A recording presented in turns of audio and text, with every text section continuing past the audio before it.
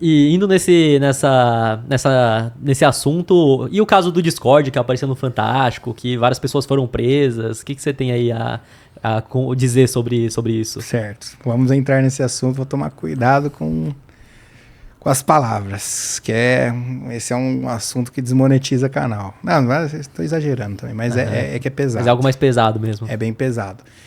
E que envolve muito direito digital, né? O caso do Discord, ele é um caso que ficou realmente nacionalmente conhecido, né? E eu tive atuação com algumas vítimas, né? Eu atuei com algumas vítimas e a gente processou, quebrou sigilo para descobrir quem eram os agressores, mas eu vou contextualizar também um pouco.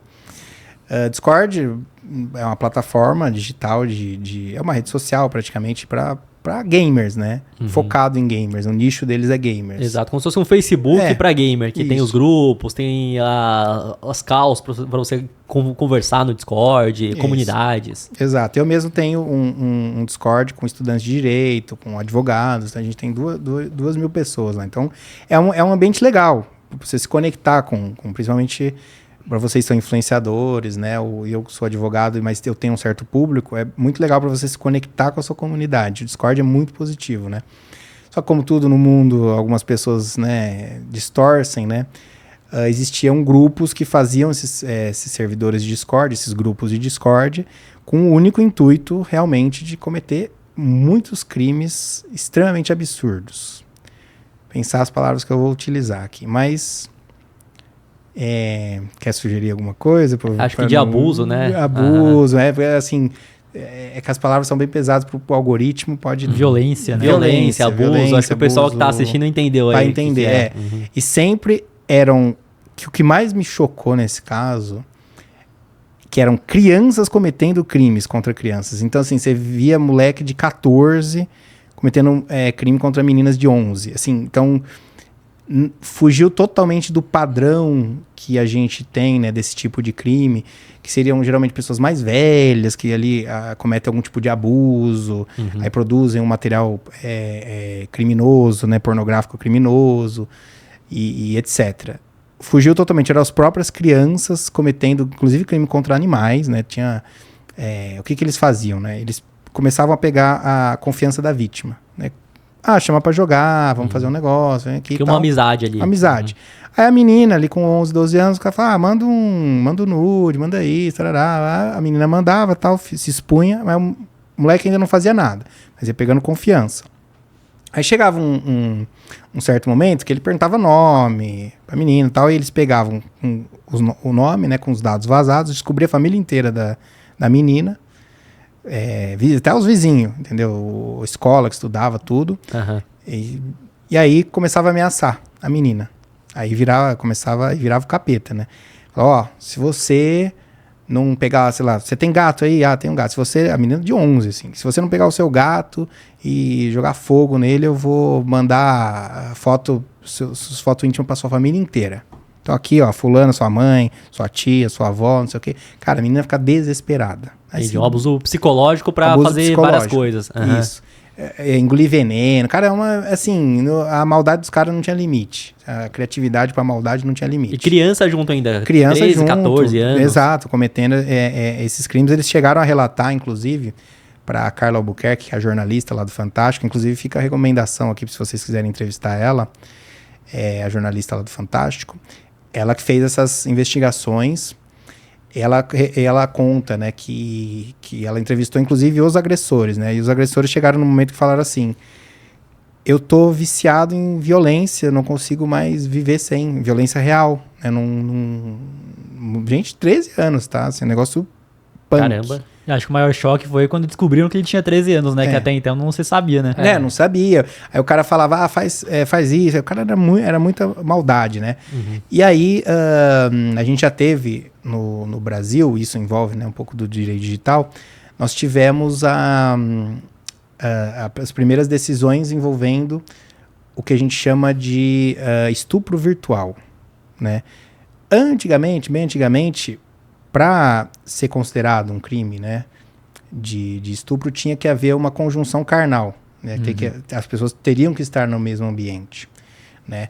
E agora não. Agora, mesmo não havendo essa conjunção, foi considerado esse crime por conta da violência. Então, a violência, porque aí eles também faziam a menina ficar sem roupa. Então, a violência para que a menina fizesse... Fazer coisas com ela mesma, isso, só que sem o contato direto. Se cortar, inclusive, etc. Então, foram os primeiros casos, né, de estupro virtual, de você conseguir entender que a violência foi o que gerou o ato libidinoso, né? Não foi um contato físico, né? E a menina ficava... Porque até é importante a gente falar, porque muita gente vai falar, pô, mas estupro virtual, só desligar a internet e tal.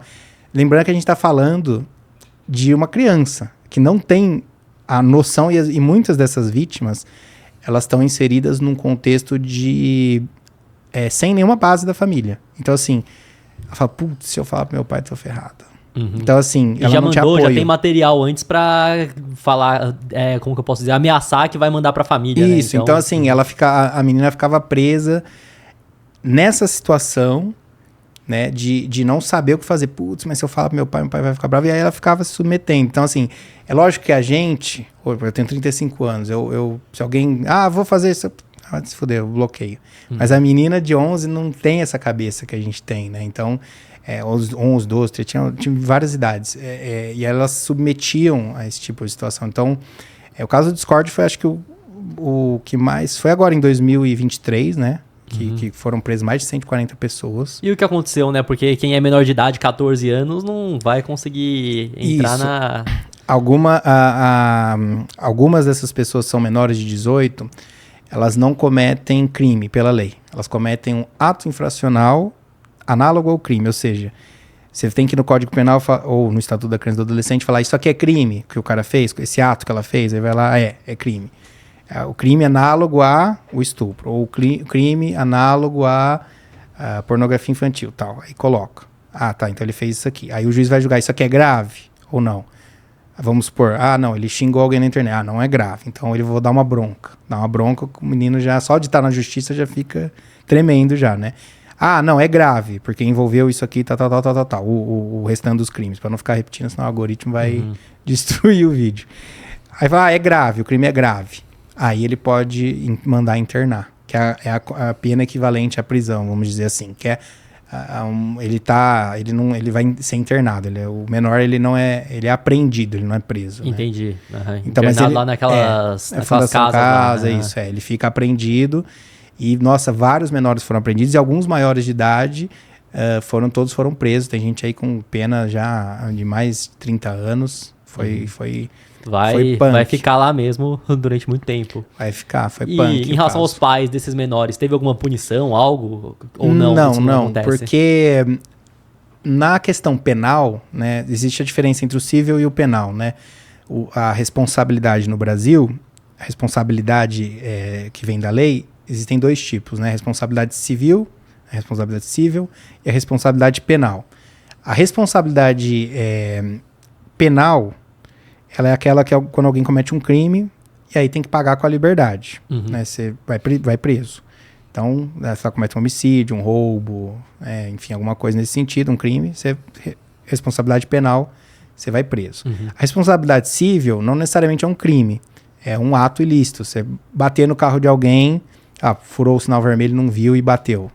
Não é um crime, mas é um ilícito civil. Então, você tem que pagar o carro da pessoa. Sei lá, o prejuízo foi quanto? 10 mil?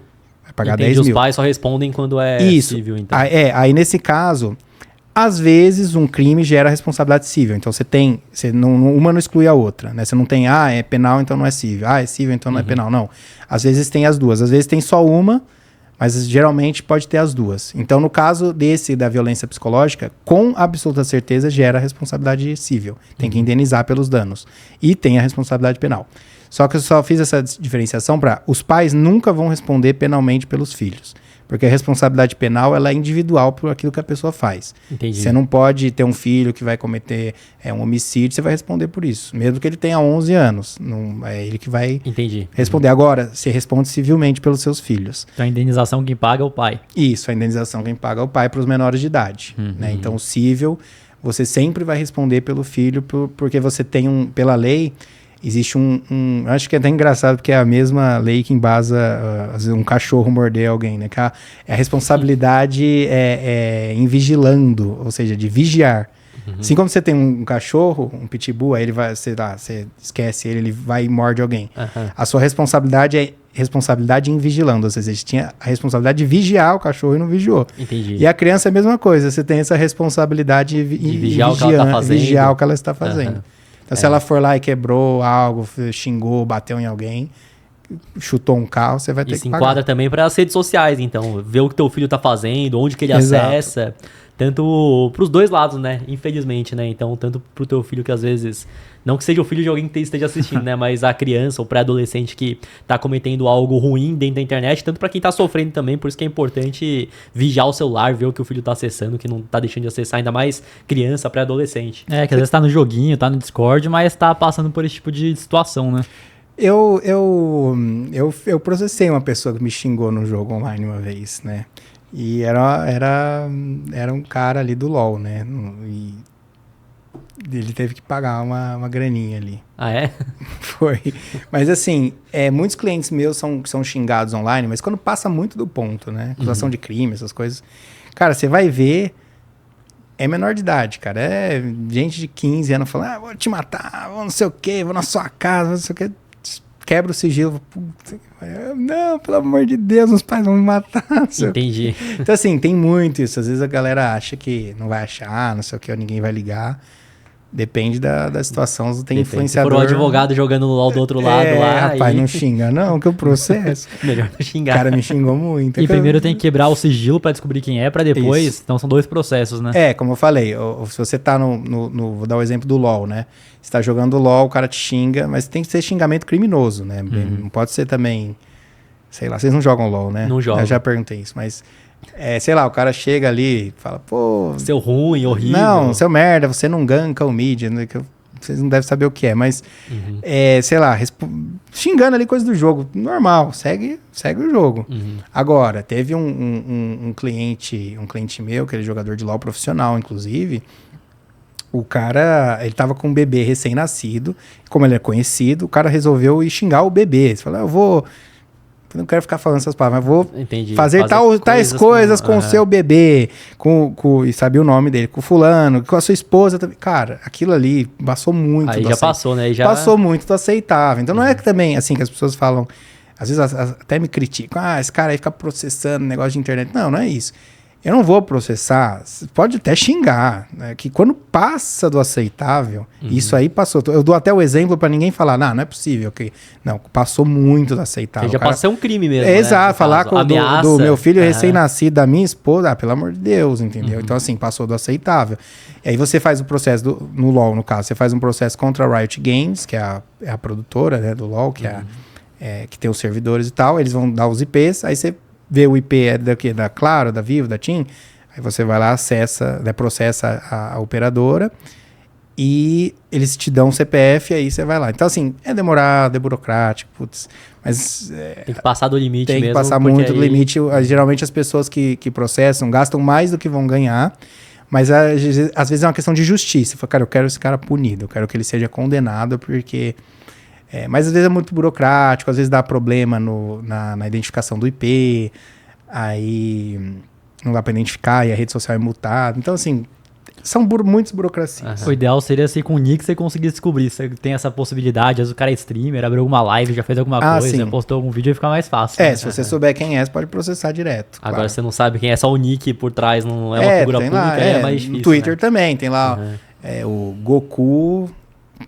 1, 2, 3 te xingando, vai na sua casa te matar, você vai fazer o quê? Você tem que processar o Twitter. E pra você que quer comprar criptomoedas ou investir no exterior, a parceira aqui do podcast é a Quantifury, corretora internacional 100% taxa zero, e fazendo seu primeiro investimento equivalente a $50, você ainda ganha uma recompensa em Bitcoin. É só escanear o QR Code que tá aqui na tela ou clicar no link da descrição.